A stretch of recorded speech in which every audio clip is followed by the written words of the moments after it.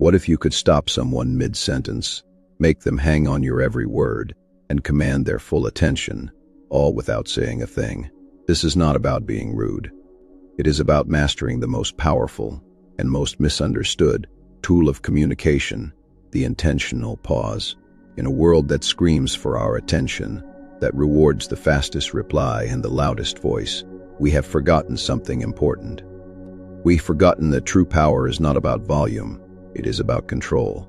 Real power is not being loud, it is being unshakably clear. We have been taught to fight for airtime, to see any gap in conversation as a weakness, a void we have to fill before we lose our turn. But the ancient Stoics, philosophers who were masters of self-command, knew a profound secret. They knew that the space between stimulus and response is where our freedom lies. In conversation, that space is the pause. Today, we are going to learn how to wield it. We will deconstruct the anatomy of a powerful silence and give you the tools to reclaim your voice, not by talking more, but by pausing with purpose. The problem, the agony of the interruption. Let us be honest. There is a specific, soul-crushing sting that comes from being interrupted. You know the moment. You are in the meeting, you have finally gathered your thoughts, and you are about to make that crucial point. You open your mouth, and just as the idea takes shape, a colleague jumps in. Actually, to build on that, he says, which is corporate speak for, I am going to say my own idea now, and pretend it was inspired by you. The room's attention snaps from you to him. Your point, your momentum, your confidence, it all vanishes into the stale air of the conference room. You are left with two terrible options. Interrupt him back, escalating the tension and looking petty, or shrink into your chair, defeated, your idea dying on your lips. In that moment, the room does not see your silence as politeness. They see it as subordination. This does not just happen at work. It happens at the dinner table with family who think their stories are more important. It happens with friends so eager to share their own news they trample all over yours. Each interruption sends the same subconscious message. What you have to say matters less than what I have to say. And the more it happens, the more we start to believe it. People who feel insecure in a conversation rush to fill every void. They talk fast. They ramble. They seek constant approval. This need to speak does not project confidence. It betrays a lack of it and gives away their power. They fear silence because they do not trust that what they have to say is valuable enough for people to wait for, so they build a wall of noise, hoping volume will be mistaken for substance. This creates a vicious cycle. When you are constantly talked over, you start to anticipate it. You speed up, trying to get your point out before the inevitable cutoff. You get louder. You repeat yourself. Your delivery becomes a frantic race to the finish line. And the tragic irony is that this rushed, needy delivery projects the exact opposite of the authority you are trying to claim. An audience reads it as weakness, not strength. You lose the battle for composure in a desperate attempt to win the battle for airtime, and you end up losing both.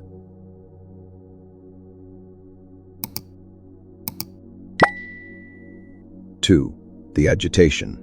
The psychological toll of being unheard. The sting of being interrupted is more than a fleeting annoyance. It is a subtle disrespect that chips away at your very foundation. When you are repeatedly cut off, it is not just about losing your turn to speak.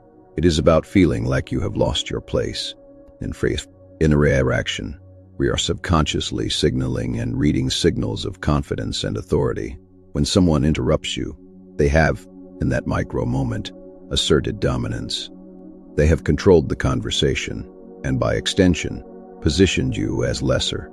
Your mind registers this as a small social defeat. When these defeats pile up, they become corrosive. You start to second-guess yourself. Was my idea not good enough? Maybe I am just not clear. Maybe I should just stay quiet. This inner monologue is the slow poisoning of your confidence.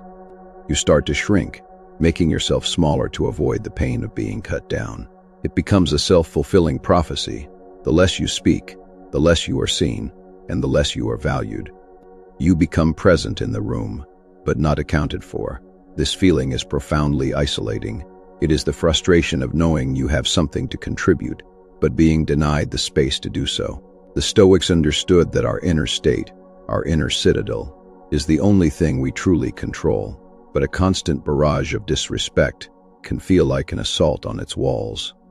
The anger that builds up is natural, but it is a trap. Reacting with frustration just makes you look too emotional or difficult, especially at work. You end up not only being unheard, but also misjudged, caught in a trap where you either suffer in silence or speak up and risk being penalized. This is the real cost of being unheard. It is not just about the words left unsaid. It is about the confidence that withers and the slow erosion of your sense of self-worth. It is the feeling of constantly fighting a battle just to prove your value in a world that seems determined to talk over you. If you have ever felt that sting of being interrupted, that frustration of being talked over, comment below with the word composure. You are not alone, and the solution is closer than you think. 3. The solution. The Stoic power of the pause. So, how do we break this cycle? If talking louder does not work, and surrendering is a slow poison, what is left? The solution is a third path. Not aggressive, not passive, but active, intentional, and powerful. It is the Stoic pause. The Stoics, from Emperor Marcus Aurelius to the freed slave Epictetus, built their philosophy on one idea. You cannot control what happens to you, but you can always control your response. The tiny gap between an event, the stimulus, and your reaction is where your power lives. An interruption is a stimulus. Your impulse to either fight back or shrink away is the reaction. The Stoic pause is the act of consciously widening that gap. When you are interrupted, you think the battle is for airtime. The Stoic knows the real battle is for composure. Lose your composure, and you have already lost, no matter who is talking. The pause is your weapon in this fight. It is not an empty space of fear. It is a structured, charged, and deliberate silence. It is a power move. When you intentionally pause, you shift the entire dynamic. Our brains find unexpected silence unsettling. It creates controlled uncertainty. The interrupter, who is feeding off the friction of your speech, is suddenly alone in the spotlight. By refusing to fight back or fold, you defy their expectations and seize control of the interaction as rhythm. This is not giving up. It is demonstrating a higher form of control. Calmness is the ultimate signal of power. While the interrupter shows a lack of self-control, your deliberate silence communicates unshakable confidence. It says, "I am so secure in the value of my point that I will not be rushed." It says, "I decide when I speak." This is the mindset of the Stoic pause. Your inner peace is the victory. Your goal is not to win the argument, but to maintain your own clarity and self-respect. By mastering the pause, you transform an act of disrespect into a chance to display superior self-command. Now, let us move from philosophy to practice. Here are 3 ways to wield the Stoic pause and retake control of any conversation.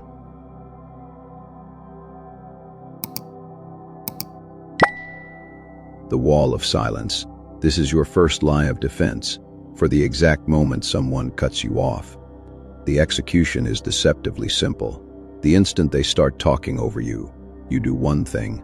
You stop talking, completely, abruptly. Do not trail off. Do not rush to finish. Cut your own voice off. Then, turn your full, calm attention to them. No eye rolling, no sighing, no looking away. Just hold neutral, steady eye contact. Your posture is relaxed, but solid. You are not angry or annoyed.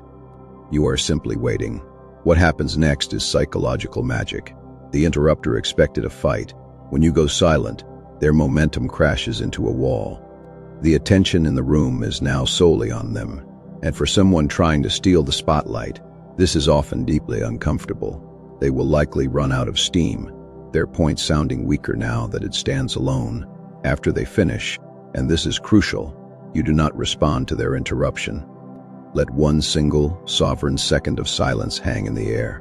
This beat says, that was their interruption. Now, we return to the conversation. Then, with the same calm tone, you say a simple phrase like, "as I was saying," and you pick up your original sentence exactly where you left off. This communicates a powerful message.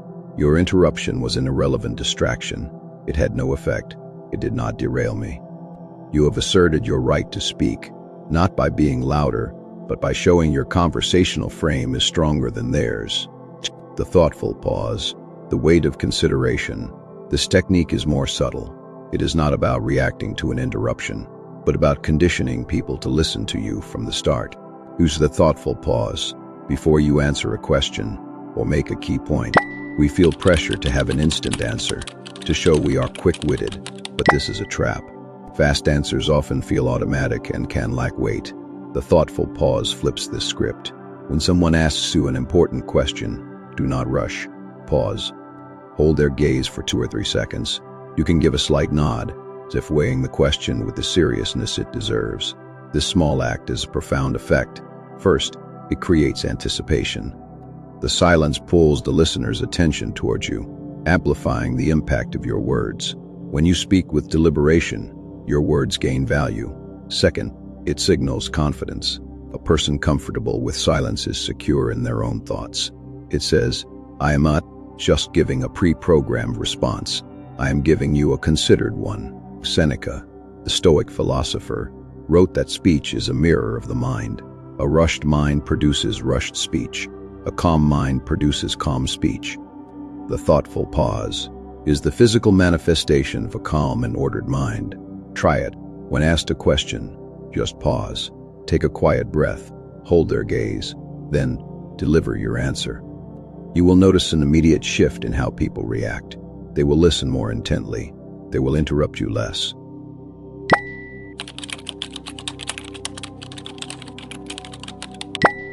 Stakes situations, using silence to say no or disagree without being confrontational. We are often taught that no requires a long explanation, but this just opens the door for negotiation. The no pause sets a firm boundary with minimal conflict. It operates on the principle that a clear, calm boundary needs no defense. Imagine a colleague asks you to take on work you cannot handle. Your instinct is to list all the reasons you are too busy. This is a mistake. It invites them to solve your schedule for you. Instead, deploy the no pause. After they make their request, hold the space with a calm, neutral silence for a few seconds. Look at them directly, not with aggression, but with quiet consideration. The silence makes it clear their request is not a simple yes. After the pause, deliver your response with clarity and brevity. No long apology, no defensive excuses. State your position as a simple fact. A powerful phrase is, I understand why you are asking, but I will not be able to do that. Or even more simply, that is not going to be possible. Then, hold the silence again. Do not rush to fill it. Your calm, unwavering silence is the boundary. It communicates more powerfully than any explanation that the decision is final. You are not being rude, you are being clear. The Stoics taught that we must be honest about our own capacities. This technique separates the decision from the emotion. You are not rejecting the person, you are declining the request. It is a profound act of self-respect, and people will be forced to respect the quiet strength of your conviction. Conclusion: we live in a world addicted to noise, conditioned to believe influence comes from being the loudest and fastest. But we have explored a more ancient truth, known to the Stoic emperors and philosophers. True power flows not from noise, but from stillness. We have extracted the pain of being interrupted and seen how fighting back only makes us look less in control, and we have found the solution in the disciplined practice of the Stoic pause. We learned the interruption pause to reclaim the conversation, the thoughtful pause to make our words matter, and the no pause to set unshakable boundaries. These are not just tricks. They are exercises in self-mastery. Every time you choose to pause instead of reacting, you are strengthening your own inner citadel. We're reminding yourself that your composure is your power, and your voice is worth waiting for. Silence is not empty. It is full of intent. Your task is this: go out and practice. Start small. In your next conversation, pause 4 seconds before you answer. Feel the shift. The next time you are cut off, just stop, breathe, and let the power of your silence speak for you. You will discover that by saying less, you are heard more. You will find that in the stillness, you can command a room. You learn, as the Stoics did, that the pause is not a weakness, but your most profound strength. If you found value in this, Subscribe for more content on practical philosophy. And remember to watch our other video on building unshakable confidence. Stay calm and stay in control.